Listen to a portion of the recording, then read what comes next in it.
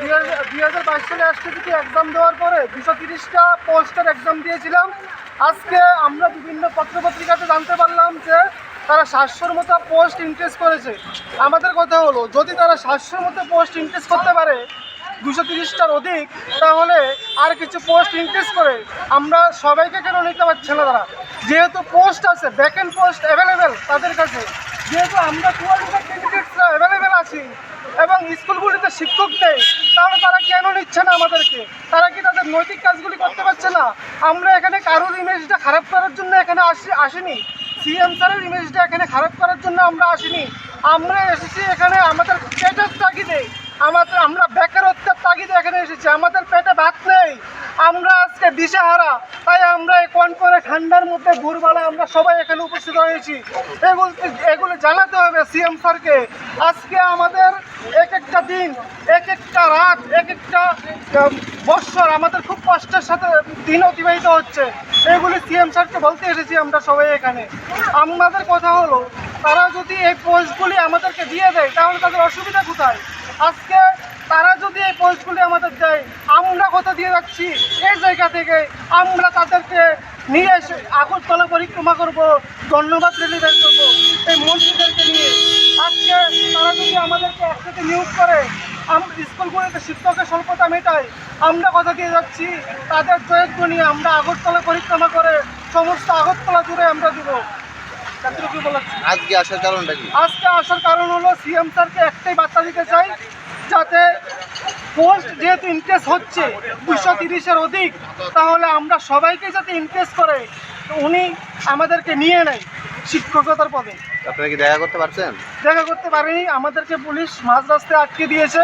এটাই আমাদের দুঃখ। সিএম স্যারকে যা বলার উদ্দেশ্যে এসেছিলাম তা আমরা বলতে পারিনি, এটা আমাদের বড় দুঃখ। এত কনকনে ঠান্ডার মধ্যে এসেও আমরা আমাদের অভিভাবককে আমাদের কষ্টের কথা জানাতে পারিনি, এটা আমাদের কাছে একটা বড় বেদনা। কতজন আছেন আপনারা এরকম? আমরা এখানে কোয়ালিফাইডের ফিগার তো আমরা সঠিক জানা নাই, কিন্তু আমরা 1000-1500 হবে কোয়ালিফাইডের ফিগার। কিন্তু এখানে আজকে আসি আমরা 70 থেকে 80 জনের মতো আছি। আমরা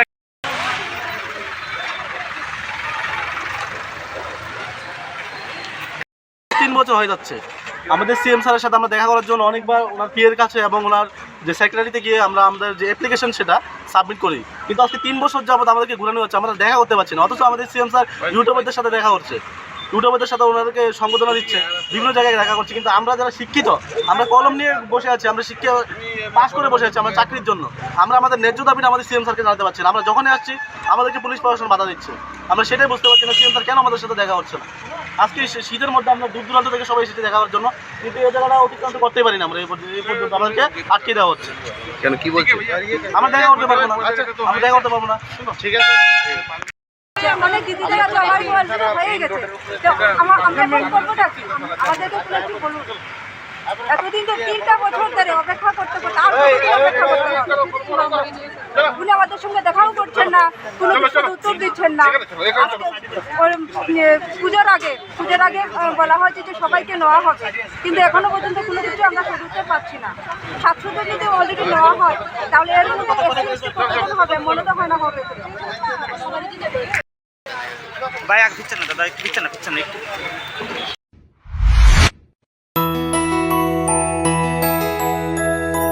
স্বাদে ভরা ঘিয়ের সুবাস লংতরায়, কি ভালো খেতে। শুদ্ধ ঘিয়ের আবেশ ভরা লংতরায়, অপূর্ব সুগন্ধ, পুষ্টি ভরা ঘিয়ের খাবার, গাওয়া ঘি প্রিয় সবার লংতরায়। একেই বলে বিশুদ্ধ ঘি।